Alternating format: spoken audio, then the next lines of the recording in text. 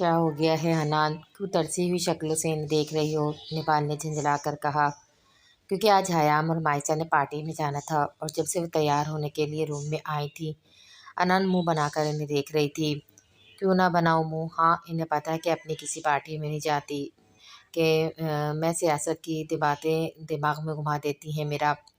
انہیں خیال کرنا چاہیے تھا، میرا کیا تھا، مجھے بھی ساتھ لے جاتی۔ پہلے چلا کر اور آخر میں منہ بسور کر کہا تو نپال نے گھور کر حنان کو دیکھا۔ وہ بزنس پارٹی ہے، فیملی پارٹی نہیں، ورنہ تمہیں میں کیوں نہ لے کے جاتی؟ حیام نے اپنا ڈریس بیڈ پر رکھتے ہوئے کہا، جس پر حنان منہ بسا کر اسے دیکھا اور صوفے پہ لیٹ کر کشن منہ پہ رکھ لیا۔ مائسہ نے اپنے ڈرامے باز بہن کی حرکتوں پہ تاثر سے سر ہلایا۔ اتنے میں دروازہ ناک ہوا تو نپال نے چاہ کر دیکھا۔ یہ کیا ہے؟ ملازمہ کے ہاتھ میں خوبصورت سے گفٹ باکس دے کر نپال نے حیرت سے استفسار کیا۔ جی، یہ بسام صاحب دے کر گئے ہیں اور کہہ کر گئے اگر یہ ڈریس نہ پہنا جو دھمکی دی تھی اسے پورا کرنے میں دیر نہیں لگائیں گے۔ ملازمہ جیسے جیسے بتا رہی تھی مائسہ کا چہرہ حیا اور شرمندگی سے لال پڑتا جا رہا تھا، جبکہ حنان ایک ہی چیز میں اٹھ کر دروازے تک گئی اور ملازمہ کے ہاتھ سے باکس پکڑا۔ کیوں نہیں پہنے گی؟ ملازمہ کو گھور کر کہتے ہوئے پلٹی، جبکہ ملازمہ اپنی میڈم کے گھورنے پر سب لوٹا گئی اور فوراً وہاں سے غائب ہوئی۔ نہیں آن، میں یہی پہنوں گی، مائسہ نے اپنی فراک آگے کرتے ہوئے کہا، جیسے حنان نے جھٹکنے کے انداز سے پکڑا، جبکہ مائسہ ہانکوں کی طرح اپنی بہن کا ندیدہ پن دیکھ رہی تھی اور نپال کا بس نہیں چل رہا تھا کہ اس کا سر پھاڑ دے۔ عجیب حرکتیں کر رہی تھی آج، جبکہ حیام اپنا ڈریس لے کر ڈریسنگ روم میں چلی گئے۔ یہ میں پہنوں گی، تم بسام والا ڈریس پہنو گی، سمجھی؟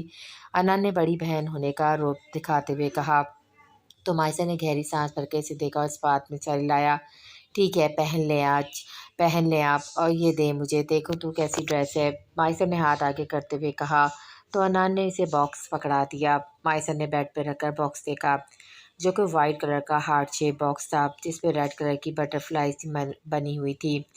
مائسہ نے اس کے باکس کھولا، اس میں ریڈ کلر کی بہت ہی خوبصورت فراک تھی جسے دیکھ کر وہ مبہوت ہو گئی۔ مائسہ نے فراک باہر نکالی تو اس کے پاؤں تک لمبی تھی، جبکہ اوپر سے وہ سلیو لیس تھی، سینے سے شروع ہو کر کمر تک اس پر ڈائمنڈز جڑے تھے۔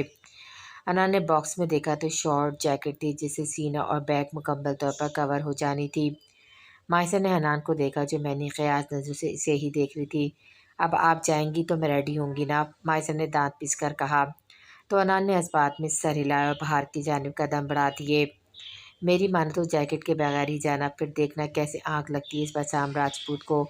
دروازے پہ جا کر پلٹ کر کہا تو مائسہ نے تعصب سے سر ہلایا کہ تبھی حیام باہر آئی، بلیک کلر کے گھیردار باربی فراک پہنے، اور مائسہ کو سچ میں باربی ہی لگی۔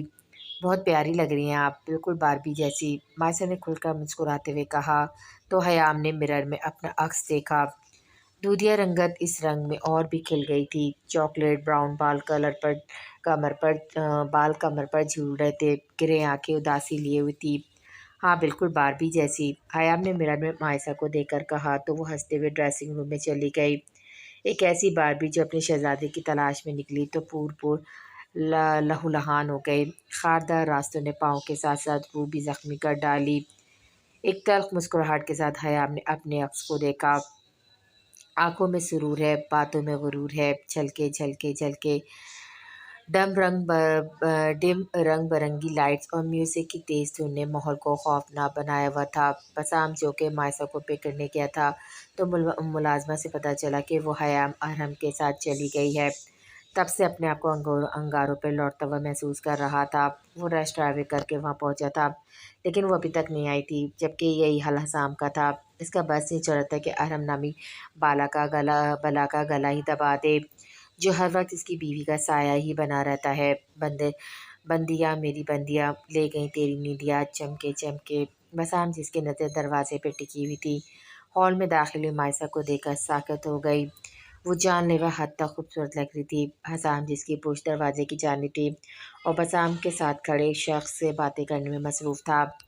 بسام نے منہ کھولے حسام کے کندھے پہ ہاتھ رکھ کر پیچھے کی طرف کیا تو حسام نے ناسمجھی سے پیچھے مڑ کر دیکھا تو اس کا ہاتھ بھی بسام سے مختلف نہ تھا۔ بلیک باربی فراک میں حیام اس سے آسمان سے اتری ہوئی کوئی پری لگ رہی تھی۔ حیام کا ہر قدم حسام راجپوت کی دھڑکنوں کو بے ترتیب کر رہا تھا۔ चैन खोया तुमको पाया, प्यार आया, सज धज के मेरा यार आया। वो उसकी दी ड्रेस पहनाई थी, बस आपको यही बात सरशार कर गई थी। अभी वो आगे कदम बढ़ाता जब मायसा ने पीछे से आते आराम के बाजू में अपना बाजू डालकर मुस्कुरा कर से देखा। बसाम का रंग सरात में फाक हुआ, बढ़ते कदम जैसे ज़मीन में ही जकड़ गए। वो दोनों अरम के साथ आई क्योंकि अरम ने बताना था कि फ़ाइल किस किस रूम में हो सकती है। लेकिन रास्ते में मायसा की तबीयत ख़राब हो गई तो इन्हें कुछ देर गाड़ी रोकनी पड़ी। जैसे ही वो हॉल में दाखिल हुई तो बसाम और हसाम की खुबते पड़ती जज्बात लुटाती नज़रें देखकर जिस हो गई। जब मायसा को महसूस हुआ कि वो उसकी तरफ ही आने वाला है, हड़बड़ाहट में अरम का बाजू थाम लिया, जिस पर अरम ने चौंक कर मायसा को देखा। तुम ठीक हो मायसा? अरम ने तशवीश से इस्तफ़ार किया। जी भाई, लेकिन आपको पता है ना कि मैं घबरा जाती हूँ। मायसा ने बामुश्किल मुस्कुराने की कोशिश करते हुए कहा। तुम ज़्यादा देर यहाँ नहीं रुकोगी, बस जैसे ही फाइल मिले पिछले रास्ते से निकल जाना। अरहम ने हाथ थपथपा कर कहा, जबकि यह मंजर किसी को आंख लगाने का काम कर रहा था। एकदम से सारी लाइट्स बंद हो गई तो हॉल का मुकम्मल अंधेरे में डूब गया। जाओ माइसर, लिफ्ट साइड पर सीढ़ियाँ हैं, इस तरफ से जाना, सामने से नहीं। अरहम ने झुककर सरगोशी की तो माइसर ने हिम्मत करके कदम आगे बढ़ाए कि तभी स्पॉट लाइन ऑन हुई और सीढ़ियों से कैसर हयात मगरूर आना आना चाल चलता हुआ नीचे आ रहा था। एक हाथ में शराब का गिलास जबकि दूसरे हाथ में अपनी गर्लफ्रेंड्स की कमर में था। सब लोग इसकी जानिब मुतवज्जा हो चुके थे। फिर सामने स्पॉट लाइट की रोशनी में माइसा को ढूंढना चाहा मगर उसे कहीं ना दिखी। जबकि दरमियान में मौजूद स्टेज पर डांसर आना शुरू हो गए। हयाम ने नफरत से नजरें फेरी। इस शख्स को देखकर अपने कौन कौन से जख्म याद नहीं आए थे। अरहम जो हयाम से दो कदम आके खड़ा था, जब वेटर ने आके इसके हाथ में एक चट पकड़ाई। अरहम ने तंजिया मुस्कुराहट से कैसर हयात को देखा जो इनकी जानिब ही देख रहा था। There is a surprise for you in basement.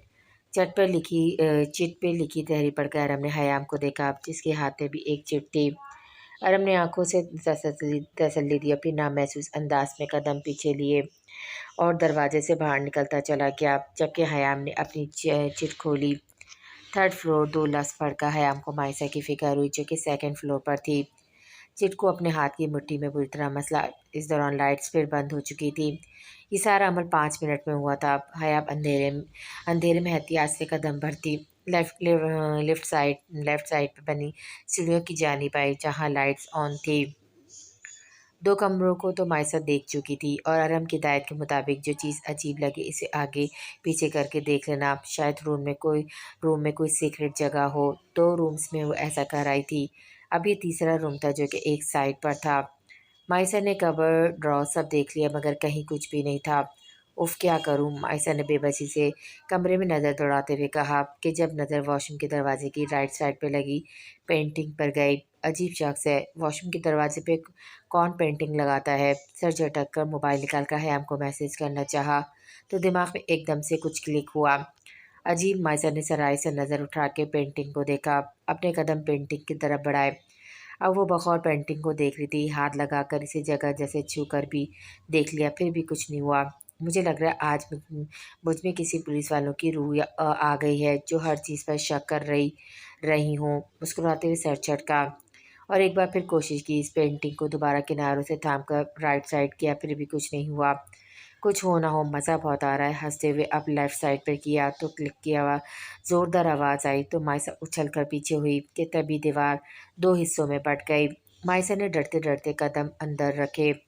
नहीं, अगर ये बंद हो गई। दिमाग में आने वाली सोच पर मायसा ने जल्दी से बाहर आई और इर्द गिर्द नज़र दौड़ाई तो सोफ़ा नज़र आया। इसे घसीटते हुए दीवार के दरमियान में रखा और अंदर दाखिल हो गई। ऐसा लग रहा था किसी जिन का कमरा है। मायसा ने इर्द गिर्द सुर्ख दीवारों और कमरे में रेड लाइट देख कर कहा। रेड कालीन पर चलते हुए मायसा अलमारी तक आए। कमरे में एक जहाजी साइड बेड और सामने एक सोफ़ा था जिस पे तरह तरह की शराबें पड़ी थी। मायसा ने जैसे ही अलमारी खोली इसमें काफ़ी तस्वीरों के एल्बम और 4 फाइल्स पड़ी हुई थी। अरब ने फाइल्स लाने को कहा था लेकिन मायसा इनकी पिक्स बनाने लगी। अगर फाइल्स गुम हुई तो इसे पता चल जाएगा, पिक्स लूँगी तो इसका इस तरफ ध्यान नहीं जाएगा। वाह मायसा, आज लग रही हो ना एक पुलिस ऑफिसर की बहन। खुद से बातें करते मायसा ने पिक्स बनाई और जल्दी जल्दी बाहर आई। सोफ़ा पीछे हटाकर इस तस्वीर के पास आई जो बिल्कुल पहले जैसी हो गई थी। अब इसे लेफ़्ट साइड पर किया तो दीवार बंद हो गई। مائسا حیرانگی سے اسے دیکھی تھی کہ تبھی دروازہ کھلنے کی آواز پر ساکت ہو گئی۔ پیچھے پلٹ کر دیکھنے کی ہمت نہیں ہوتی، جبکہ پیچھے جو بھی تھا اب دروازہ لاک کر کے مضبوط قدم لیتا مائسا کی جانب ہی آ رہا تھا۔ ڈر کی وجہ سے مائسا کا پورا وجود پسینے میں سے تر ہو گیا، ہاتھ پاؤں بری طرح سے کانپنے لگے۔ ارہم جیسے ہی بیسمنٹ پہ آیا وہاں کوئی بھی نہیں تھا۔ اپنے ارد گرد دیکھتے سے کسی انہونی کا احساس ہوا، کئی حیام اور مائسا یہ سوچی سہانے روح تھی۔ ابھی ارہم پلٹتا کہ بیسمنٹ میں موجود دروازہ کھل کر کافی تعداد میں آدمی باہر آئے۔ تو تم آ ہی گئے ارہم انصاری، ان آدمیوں کے درمیان میں کھڑی شخص نے ارہم کو دیکھ کر کہا۔ ارہم سنجیدہ نظروں سے اسے دیکھ رہا تھا، اس آواز کو پہچاننے کی کوشش کر رہا تھا کیونکہ سب کے چہرے پر ماسک تھا۔ تمہیں کیا لگا تم ہمارے آدمی پہ ہاتھ ڈالو گے اور ہمیں کچھ پتہ نہ چلے گا؟ خباثت سے باہر کہکمہ لگاتے ہوئے کہا تو ارہم نے تمسخر بھری نظروں سے اس کی طرف دیکھا۔ تو اب کیا تم اپنے چمچوں کے ساتھ مجھے مارنے آئے ہو؟ ارہم نے مذاق اڑاتے لہجے میں کہا تو سامنے کھڑے وجود نے غصے سے اپنی مٹھیاں بھیجی۔ جو شخص خود اپنا چہرہ دکھانے کا حوصلہ نہ رکھتا ہو وہ ارہم انصاری کو مارنے کی سازش کر کر آیا ہے۔ ویری فنی، ارہم نے اپنے قدم ان کی جانب بڑھاتے ہوئے کہا تو اس شخص نے اپنے آدمی کو آگے پیچھے بھیجا جس پر ارہم نے کہکمہ لگایا جو دشمن کو آگ لگانے کا کام کر رہا تھا۔ ارہم نے پیچھے ہاتھ لے جا کر ایک تیز دھار چھوٹی سی تلوار کی طرح آلہ نکالا جو دیکھنے میں تو معمولی تھا، جسے دیکھ کر سامنے والے تمسخر سے ہنسے۔ Sonia, back to the race. تیز میوزک کی آواز بیسمنٹ تک گونجی تو ارہم نے ہاتھ گھما کر اپنی جانب آنے والے شخص پر وار کیا۔ تلوار کے آگے لگے چھوٹے چھوٹے کٹ جب اس شخص کی گردن پہ بری طرح سے لگے تو اس کی دل خراش چیخیں میوزک کی آواز میں دب گئے۔ تو نے کر دی تھوڑی دوریاں، دبا کے رکھی دل میں 100 فربیاں، جھوٹی محبت تیری فطرت، ہر مرتبہ 100 دفعہ تو نے کیا دغا۔ مسلسل اپنی جانب بڑھتے دشمنوں کی گردن پر وار کرتا انہیں ڈھیر کرتا آگے بڑھ رہا تھا۔ وہ بے وقوف حد سے زیادہ خود کو طاقتور سمجھتے تھے۔ انہیں تھا کہ وہ یہاں پارٹی میں بنا پسٹل کے آئیں گے تو ان کا مقابلہ تو وہ نہیں کر سکے گا، اس لیے بے وقوف خود بھی خالیات آ گئے۔ جب ان کے درمیان میں کھڑے شخص نے اپنے بچاؤ کے لیے ارد گرد نظر دوڑائی، سالو وار کرو، تم سب سے ایک شخص نہیں سنبھالا جا رہا، اپنے آدمیوں پہ چلا کر کہا تو ارہم نے اپنی تلوار نیچے پھینک دی اور ہاتھ سے قریب آنے کا اشارہ کیا۔ نشہ تیرا نشیلا ہے، اللہ دہائی ہے پہ جان پر آئی ہے۔ اپنی طرف بڑھتے ہاتھ کے وار کو نیچے جھک کر ضائع کیا اور پیچھے پلٹ کر اپنے دونوں ہاتھوں میں شخص کی بازو پکڑ کر ایک ہی جھٹکے میں توڑ دی۔ اب تو تب ہائی ہے، ہاں تیرے پیار میں۔ حیام جیسے ہی اوپر آئے تو وہاں کوئی بھی نہیں تھا۔ تمہیں پتہ ہے حیام راجپوت، تمہارے اس دلکش وجود نے کتنا تڑپایا ہے مجھے۔ اپنے پیچھے سے آنے والی آواز پر حیام نے سراہ سے پلٹی۔ کون ہو تم؟ اندھیرے میں وہ شخص کا چہرہ نہ دیکھ پائے۔ تمہارا عاشق، جب سے تمہیں دیکھا ہے ساری دنیا کا حسن تمہارے آگے بے معنی لگتا ہے۔ یہ آواز کہاں سنی تھی میں نے؟ حیام نے بری طرح اپنے لب کچلتے اس آواز کو پہچاننے کی کوشش کی۔ سامنے کھڑے شخص کو بھی اندازہ ہو گیا کہ حیام اس کی آواز پہچاننے کی کوشش کر رہی ہے، اس لیے اپنی آواز ذرا بھاری کرنے کی کوشش کی۔ آج تمہارے اس خوبصورت وجود پر اپنی چھاپ چھوڑنے سے مجھے کوئی بھی نہیں روک سکتا۔ آج سے تمہیں اپنا بنا کر رہوں گا، اپنے قدم حیام کی جانب بڑھاتے ہوئے کہا، جبکہ حیام سپاٹ نظروں سے اسے دیکھ رہی تھی۔ اسے اندازہ ہو گیا تھا کہ وہ اپنی آواز بدلنے کی کوشش کر رہا ہے۔ پچھلے 7 سال سے یہ دل کم بخت تمہاری قربت کے لیے بے چین پڑا ہے حیام کے روبرو آ کر کہا، جبکہ چہرے پر رومال بندھا ہوا تھا اور ہری آنکھیں حوث لیے حیام کو دیکھ رہی تھی۔ جب حیام نے بنا اسے سمجھنے کا موقع دیا اس کی ناک پر وار کیا تو درد سے بلبلاتے ہوئے 2 قدم پیچھے ہوا۔ اور تمہیں لگتا ہے میں تمہیں کامیاب ہونے دوں گی؟ اس کے پیٹ میں اپنے جوگرز میں مکیٹ پاؤں سے ٹھوکر ماری۔ اسے یقین تو نہیں تھا مگر تھوڑا سا آئیڈیا تھا کہ صورتحال خراب بھی ہو سکتی ہے، اس لیے ہیل کی جگہ جوگرز پہن لیے۔ اتنی لمبی فراک کے نیچے سے تو ویسے بھی نظر نہیں آنے تھے۔ ابھی حیام دوبارہ اس پر وار کرتی کہ شخص نے حیام کی اپنی طرف بڑھتی ٹانگ کو پکڑ کر جھٹکا دیا تو وہ منہ کے بل نیچے گری۔ حسام کی گرجدار آواز پر سامنے والے نے ہڑبڑا کر دیکھا اور وہاں سے بھاگ گیا، جبکہ حسام جو حیام کو ڈھونڈتا ہوا اوپر آیا تھا کسی شخص کو حیام کو گراتے دیکھ کر ایک دم سے چلایا، جبکہ حیام نے حسام کی آواز کو نظر انداز کر کے اندھیرے میں غائب ہوتے شخص کو دیکھا۔ ابھی وہ اٹھ کر اس کی جانب بڑھتی جب حسام نے بازو سے پکڑ کر اپنی جانب کھینچا۔ اس اچانک افداد پہ حسام کے چوڑے سینے سے ٹکرائی، جو پریشان نظر سے اسے ہی دیکھ رہا تھا۔ تمہیں لگی تو نہیں؟ کندھوں سے تھام کر اپنے سامنے کر کے فکر مندی سے حسام اس کا جائزہ لینے لگا۔ نہیں نہیں، میں ٹھیک ہوں، حسام نے اپنے خشک پڑتے ہونٹوں پہ زبان پھیر کر کہا تو حسام اس کے چہرے کی طرف دیکھا۔ خوبصورت چہرے پہ اس وقت پسینے کے چھوٹے چھوٹے قطرے واضح ہو رہے تھے۔ ریڈ لپسٹک سے سجے ہونٹ ہلکے ہلکے کپ کپا رہے تھے۔ حسام سمجھ نہ سکا کہ یہ ڈر کے باعث ہے یا اس کی غربت کی وجہ سے۔ میں مائسہ کو دیکھتی ہوں۔ حسام کا احسار توڑ کر قدم سیڑھیوں کی جانب بڑھائے۔ وہ جو حیام کو دیکھنے میں منہ تھا، اس کے احسار توڑنے پر چونکا اور سیڑھیوں کی جانب بڑھتی حیام کو دیکھا۔ وہ پھر آج اس کا احسار توڑ گئی تھی۔ غصے کی شدید لہر حسام کو اپنے وجود پہ سرایت کرتی محسوس ہوئی۔ تن فن کرتا حیام کے سر پہنچا۔ وہ جو سیڑھیاں اتر رہی تھی، بازو سے تھام کر اوپر کو کھینچا اور بنا حیام کو سمجھنے کا موقع دیا اس کے ہونٹوں پر جھکایا، جبکہ حیام نے خود کو گرنے سے بچانے کے لیے رینکی پہ اپنے دونوں ہاتھ رکھ دیے۔ اپنی سانسیں حیام کی سانسوں میں پوری طرح سے الجھا کر اس کی کمر پہ اپنی گرفت سخت کر دی۔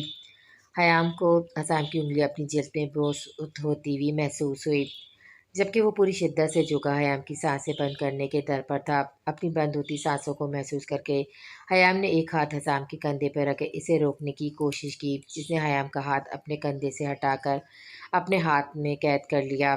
حیام کے ہونٹ کو اپنے دانتوں تلے دبا کر پیچھے ہٹا تو حیام رینکی پہ جھکی گہرے گہرے سانس لینے لگی۔ جب حسام نے بنا اس کی حالت کی پرواہ کیے بازو سے پکڑ کر اوپر کی جانب قدم بڑھائے، ایک روم کا دروازہ کھول کر دیکھا، اس میں کسی کو موجود نہ پا کر حیام کے لیے اندر داخل ہوا۔ دروازہ لاک کیا، دروازہ بند کر کے حیام کی طرف دیکھا جو نم آنکھوں سے حسام کو ہی دیکھ رہی تھی۔ حیام کو بازو سے پکڑ کر دروازے کے ساتھ پن کیا۔ اب بس حیام، اس سے زیادہ حسام راجپوت تمہاری بے رخی برداشت نہیں کر سکتا، دبے دبے لہجے میں حیام کے چہرے پر غرا کر کہا تو حیام کو اپنی جان نکلتی ہوئی محسوس ہوئی۔ نم ہوتی پلکیں اٹھا کر حسام کو دیکھا، جو غصے سے گہرے گہرے سانس بھرتا حیام کو ہی گھور رہا تھا۔ تم غلط سمجھ رہے ہو حسام، اپنا ہاتھ حسام کے بائیں گال پر رکھتے ہوئے کہا، جس نے حیام کا ہاتھ پکڑ کر اس کا رخ اچانک سے دروازے کی جانب کیا۔ لیکن اب بہت دیر ہو گئی مسز حیام، کے کان میں سرگوشی کر کے کان کی لو کو دانتوں میں لے کر ہلکے سے دبایا، جس کے باعث حیام کی سسکی اس کی خاموشی ماحول میں گونجی۔ حیام کے بالوں سے اڑتی مسحور کن خوشبو میں سانس بھر کر انہیں ایک طرف کیا تو نظروں کے سامنے فراک کی زپ آئی۔ حسام نے اپنا ہونٹ دانتوں تلے دبا کر حیام کی طرف دیکھا، جو مسلسل اپنے ہاتھ چھڑوانے کی کوشش کر رہی تھی۔ چہرے پر گلال بکھرا ہوا تھا۔ جب حسام نے ایک ہی جھٹکے میں زپ کمر سے نیچے تک کر دی، حیام نے صدمے کی کیفیت میں گردن مڑ کر پیچھے دیکھا تو نظریں حسام کی جذبے لٹاتی نظروں سے ٹکرائی، جو مخمور نظروں سے حیام کی طرف ہی دیکھ رہا تھا۔ حیام کو اپنی ریڑھ کی ہڈی میں سنسناہٹ محسوس ہوئی۔ اپنے ہاتھ کی پش حیام کی کمر پر رکھتے ہوئے اسے کپ کپانے پر مجبور کر دیا۔ ہاں ہاں پلیز پلیز نہیں، کپ کپاتے لہجے میں حیام نے بے بسی سے کہا۔ بالکل نہیں مسز، فوجل گھبیر انداز میں سرگوشی کرنے کے ساتھ اپنے دونوں ہاتھوں سے فراک کندھوں سے کھسکا دی اور اپنے تشنہ لب حیام کی گردن پر رکھ دیے، جبکہ دونوں ہاتھ حیام کے پیٹ پر باندھ کر گرفت سخت کر دی۔ اپنی کمر پر جا بجا حسام کے دہکتے ہونٹوں کا لمس محسوس کر کے حیام کو اپنی جان نکلتی ہوئی محسوس ہوئی۔ سانس دھوئیں کی مانند چل رہی تھی، جبکہ حسام پوری شدت سے اپنی جنونیت حیام پر ظاہر کرتا اس کے لمس کو روح تک محسوس کر رہا تھا۔ کمر سے تھام کر حیام کا رخ اپنی جانب کیا۔ حیام نے اپنے دونوں ہاتھ حسام کے ہاتھوں پہ رکھ دیا اور حیا اور شرم سے بوجھل ہوتی نظر سے حسام کی جانب دیکھا، جو گہرے گہرے سانس لیتا سر حیام کے سر سے ٹکا چکا تھا۔ حسام کی ڈارک کلون کی خوشبو حیام کو اپنے حواسوں پہ چھاتی محسوس ہوئی۔ آنکھیں خمار کی سرخی لیے ہوئی تھی۔ تم سے ایک شے حسام راجپوت کو تمہاری ناراضگی برداشت کر سکتا ہوں، دھوری نہیں، تم مطلب پرست کہو یا کچھ بھی، آئی ڈونٹ کیئر، کیونکہ تم میری ہو، تمہاری روح مجھ سے جڑی ہے تو تمہیں جسموں کی دوری بنانے کی اجازت نہیں مسز، آنکھ سے آنچ لیے لہجے میں کہہ کر اپنے لب حیام کی شہرک پر رکھ دیے۔ حیام کو اپنا آپ جذبات کی رو میں بہتا ہوا محسوس ہوا، اپنے دونوں ہاتھ حسام کی گردن کے گرد باندھ لیے۔ حیام کی پیشہ قدمی پر حسام نے کمر پہ ہاتھ گرفت کر کے اسے خود میں بیچ لیا۔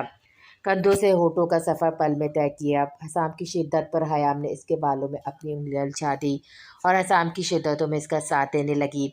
نہ جانے کب تک وہ ایک دوسرے کی خوشبو میں کھوئے رہے۔ جب حیام نے تھک کر اپنے ہونٹ جدا کیے اور سر حسام کے کندھے سے ٹکا دیا، کمرے کی میں نے قیاسی خاموشی میں دونوں کی دھڑکنیں اور تیز دھونتی مانند چلتی سانسوں کا شور برپا تھا۔ حیام کو کندھوں سے تھام کر اپنے سامنے کیا تو اس کی گردن سے کندھوں تک اپنی شدتوں کے نشان دے کر ہونٹوں تلے لب دبایا۔ "If you ask me what I like most, so many answer would be these marks, clarifying my intensity on your body." اگر تم مجھ سے پوچھو مجھے سب سے زیادہ کیا پسند ہے تو میرا جواب ہوگا تمہارے وجود پر میری شدتوں کو واضح کرتے یہ نشان۔ شدت بھرے لہجے میں کہتا حیام کو کپ کپانے پر مجبور کر گیا۔ اپنے ہاتھ پیچھے لے جا کر زپ بند کرتے ہوئے مسلسل حیام کے خوبصورت چہرے کو اپنی نظروں کے حصار میں رکھا۔ "یہ تو آغاز شدت ہے مسز، دیکھیے گا آگے آگے ہوتا کیا ہے." شوق لہجے میں کہا تو حیام نے خفی بھرے نظروں سے حسام کو دیکھا، مگر زیادہ دیر ان جذبے لٹاتی نظروں میں دیکھا نہ گیا تو سراج سے پلکیں جھکا لیں۔ چہرے کی لالی میں پل پل میں اضافہ ہوا۔ حسام نے اس منظر کو مسکراتی نظروں سے اپنے دل میں اتارا۔ فاتن جو رضوان صاحب سے ملنے آیا تھا تو سامنے سے سہج سہج کر سیڑھیاں اترتی انان پر نظر پڑی تو فاتن کو ہر شے ساکت ہوتی محسوس ہوئی، جبکہ فاتن کو اپنے سامنے دیکھ کر انان کے دل نے ایک بیٹ مس کی۔ فاتن کو نظر انداز کرنے کی کوشش کرتے ہوئے اپنی مغرورانہ چال چلتی آخری سٹیپ سے 2 قدم پیچھے رک گئی، جبکہ فاتن نے ایک ٹرانس کی کیفیت میں اس کی جانب بڑھتا جا رہا تھا۔ سیڑھیوں کے قریب آ کر بغور انان کا جائزہ لیا جو لائٹ پیچ کلر کی باربی فراک میں لائٹ میک اپ کیے اس کی حواسوں پہ چھا رہی تھی۔ "یہاں کیا کر رہے ہو تم؟" انان نے آنکھیں چھوٹی کر کے دونوں ہاتھ کمر پر باندھ کر فاتن سے کہا تو وہ ہڑبڑا کر ہوش میں آیا۔ "کیا مطلب میرے چاچو کا گھر ہے؟" فاتن نے دانت پیس کر انان کو گھورتے ہوئے جواب دیا۔ "میری چھوڑو، تم یہ اتنا سج دھج کر آدھی رات کو کہاں جا رہی ہو؟" انان کی من موہنی صورت کو آنکھوں کے ذریعے دل میں اتارتے ہوئے سخت لہجے میں استفسار کیا۔ جب انان نے اپنے دونوں ہاتھ فضا میں بلند کر کے فاتن پر خود کو گروایا، وہ جو انان کے ہاتھ فضا میں پھیلانے پر حیران ہوا تو اسے خود پہ گرتے دیکھ کر گڑبڑا گیا اور جلدی سے اسے تھام کر رینکنگ پہ اپنا ہاتھ جمایا، ورنہ دونوں زمین بوس ہو جاتے۔ جبکہ انان اب آنکھیں ٹپٹپاتے ہوئے معصومی سے اسے دیکھ رہی تھی، اپنے دونوں ہاتھ فاتن کی گردن کے گرد باندھ دیے، جبکہ فاتن دھڑکتے دل کے ساتھ اپنی بیوی کو گھور کر دیکھ رہا تھا۔ "یہ کیا بچپن ہے آن، اگر گر جاتی؟" فاتن نے دانت پیس کر کہا تو انان نے اپنا چہرہ آگے کر کے کہا۔ فاتن کے کندھے پر زور سے اپنے دانت کاٹ دیے۔ تکلی سے فاتن نے اپنے جبڑے بیچ کر انان کو دیکھا جو شاید اس کا گوشت نکالنے کے چکر میں تھا۔ "وہ ایکچولی میری کولیگ نے پارٹی رکھی ہے تو بس وہیں جا رہی ہوں۔ کیسی لگ رہی ہوں؟" آنکھیں ٹپٹپاتے ہوئے بتایا اور آخر میں رائے لی۔ "مائی اینگری برڈ، تم کیوں چاہتی ہو یہ تمہارے کولیگ کی پارٹی کو اس کے جنازے میں بدل دوں؟" سخت لہجے میں ایک ایک لفظ چبا کر کہا تو انان نے اپنی آنکھیں گھمائی۔ جیسا کہنا چاہتی ہو، جو مرضی کہو."